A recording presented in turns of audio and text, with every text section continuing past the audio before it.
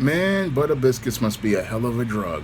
Now available in paperback and Kindle. Stop simping in cyberspace. Learn how to avoid predatory females like Instagram models and e-girls in their virtual con games with Stop Simping in Cyberspace. Get your copy of Stop Simping in Cyberspace in paperback and Kindle today. A black baby boomer veteran from Detroit has decided to join a wave of foreign volunteers who are looking to fight along the Ukrainians against the Russian invasion.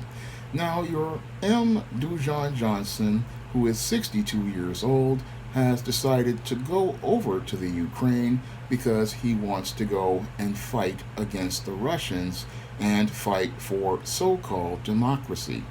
And now, when I take a critical examination of your M. Dujan Johnson, I have to wonder if the M stands for minstrel, because only a tap dancing, butter biscuit eating Bootlick is going to go over to a country that has clearly shown how racist and white supremacist it is as this conflict has started.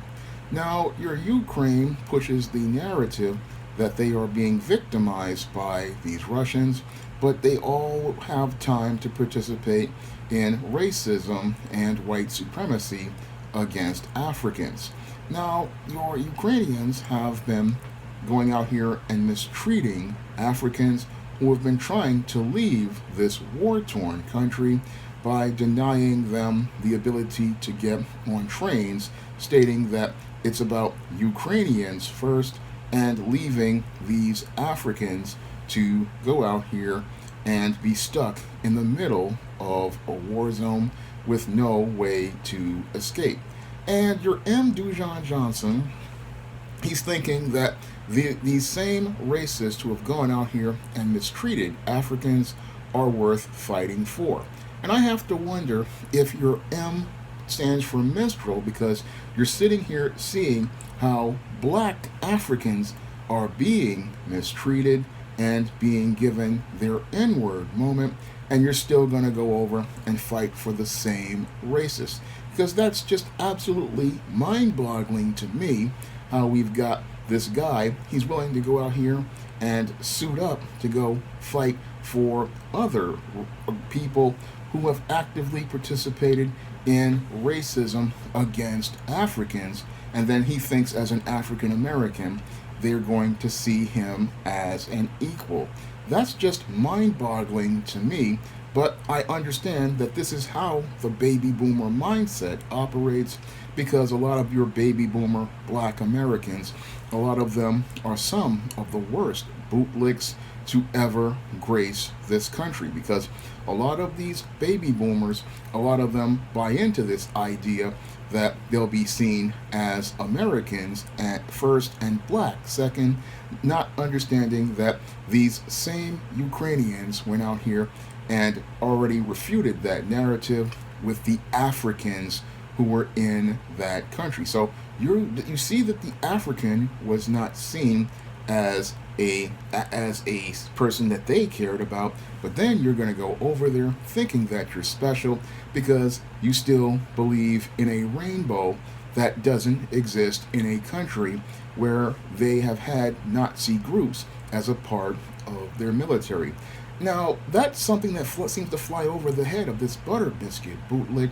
I mean, here you have an Azov battalion, which is a Nazi group, which is a part of the Ukrainian military, but this guy, he's going to go fight on the side of the Ukrainian military.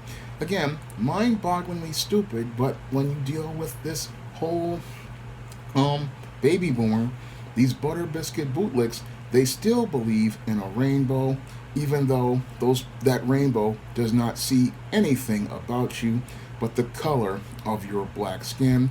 And when they see the color of your black skin, they don't see anybody they respect or regard, whether you be an African or an African American.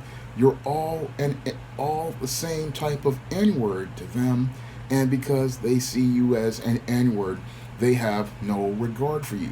And that's what makes this whole thing with this M. Dujan Johnson embarrassing to watch. Here you have this dysfunctional baby boomer black male going to go fight another white supremacist war, not understanding all you're doing is going into a fight between two slave masters who don't regard you as a human being and don't have any regard for your life, but you're going to put your life on the line for ideals that neither side ever sees as regarding you. That is one of the worst parts of having to deal with these baby boomers, how they stand up for ideals of those who do not stand up for them, and how they are willing to sacrifice the greatest intangible God gives a man, his life, to go out here and gain the approval of these white people. And it's embarrassing to watch this black man basically put his life on the line for white people. But this is the length a baby boomer, butter, biscuit eating bootlick will go to gain favor and approval of white racists who have no respect and no regard for him. When it comes down to these baby boomers, they have been taught these ideals of, oh, it's all about democracy and freedom, but the great irony is these same people don't want to give black people democracy or freedom, nor do they even want to give black people tangibles. I mean, I find it disturbing. Again, this man's going all the way across the globe for some white racists who have Nazis in their army, but this same country that he's leaving isn't even thinking about giving black people tangibles and related to the votes that they gave in 2020, but he's going to put his life on the line. But this is just the kind of backwards thinking that your baby boomer black people have, because they still believe in integration, they still believe in the rainbow, and they still believe in the dream, not understanding white supremacy has no interest in making any sort of rainbow and integrating them or accepting them into society. No, whenever they see a black man, they see somebody less than. And I guess your minstrel, Dujon Johnson, he's got to go see that his tap dance routine is not going to be seen as entertaining by these white supremacists in Europe in order for him to wake up, possibly, because that's the only thing that I see that's going to make him open his eyes. Because if he sat there and saw on the new black media all of those Africans basically being stranded in a war zone and being told that they just have to sit there and die, you going to volunteer to die doesn't mean a single thing for them. They're calling, when they talk about going to get fighters, this is not our fight.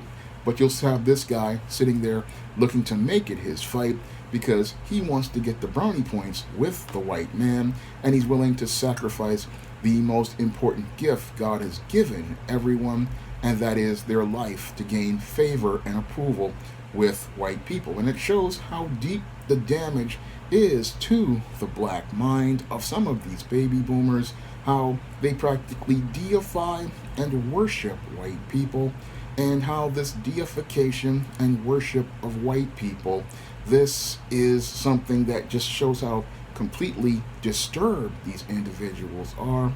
They will put this white person on a pedestal to the point where they will go and fight and die for a white person, and they'll fight and die for that white person who has absolutely no regard for them.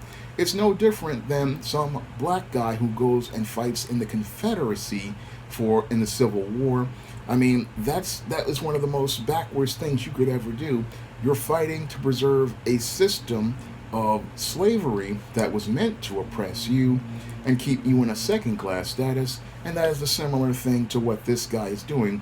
He's talking about fighting for democracy, but he's basically fighting for one side of white supremacy that is not going to benefit him in the least, not understanding that none of these ideals are going to benefit him, and both sides don't see him as anybody who matters, because if they cared about black people on the side of the Ukraine or the side of Poland, they would have let those black people on those trains, and they would not leave them in the middle of a war zone. And again, Dujon Johnson is just mind-bogglingly stupid as I see it, because he sees how black Africans were treated just a couple of weeks ago, but he's going to suit up and fight a war over ideals that neither side regards him as even being a human being. He's going to fight for a war that has nothing to do with him and countries that aren't going to give tangibles to his community, but he's going to go fight that war because he's going to show how he's a much better person, and that's just so retarded and backwards. It just makes me shake my head. I mean, you're fighting for people who aren't fighting for you, and that is one of the things that comes out of the boomers, that low self-esteem that they have, how they keep seeking white validation and white approval, because I guarantee you, if this was two African countries, he would be sitting there saying that this ain't got nothing to do with him, and because he would see both of those two African countries as a bunch of other things, and that he wouldn't be talking about, I need to go to fight the battle between Ghana and Congo.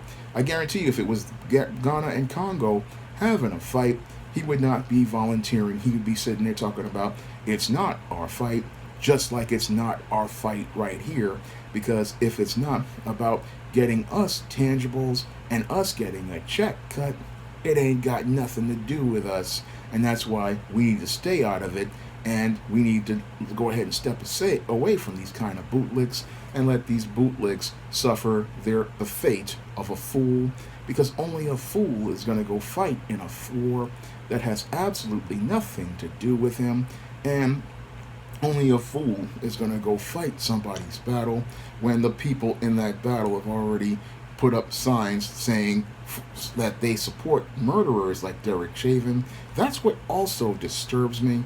I mean, these people in a soccer game put up a sign talking about free Derek Chauvin, and you're sitting there going out to fight for people who celebrated the murderer of George Floyd. You're going to sit there and go and fight for these kind of people. I mean, that's a special kind of minstrel, as I see it. That's a special kind of tap dancer. I mean, you're fighting for other people, but you don't see how these people are not supporting you. These people have no respect for you because they have Nazi battalions, but you're going to sit there and fight for these people and look like a complete fool doing it, because this is not your fight. It has nothing to do with you, but you think you're going to become some sort of hero out of this.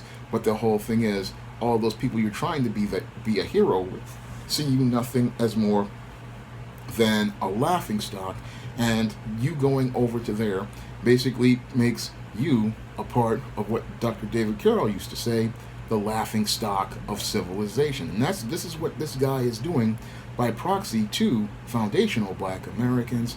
He's making us look like the laughing stock of civilization, because people are looking at him and wondering, where is his dignity? Where is his self-respect? Where is his self-worth? Why are you going out here and fighting for those who have no respect for you? That's what people are saying looking at this man. He's just an absolute embarrassment, and it's just embarrassing to watch this guy at 62 years old, this baby boomer, going out here trying to fight for ideals for people who really don't give a crap about him. Now, if you want to see me make more videos like this, you can donate to my Patreon, my PayPal, and my Cash App by clicking the links in the description box. And if you want to pick up some of my books on the SJS Direct imprint, like the ISIS series, the E-Steam series, the John Haynes series, or the Spinsterella trilogy, you can find all those books on Amazon.com in paperback and Kindle format, Smashwords, the iBookstore, and Google Play. That's all I have to say for this video. You can comment, rate, and subscribe. Coming to paperback and e-readers, ISIS Legacy. The sorority secrets from the goddess next door are revealed in this all-new ISIS series adventure. Pre-order your copy of ISIS Legacy on Amazon.com today.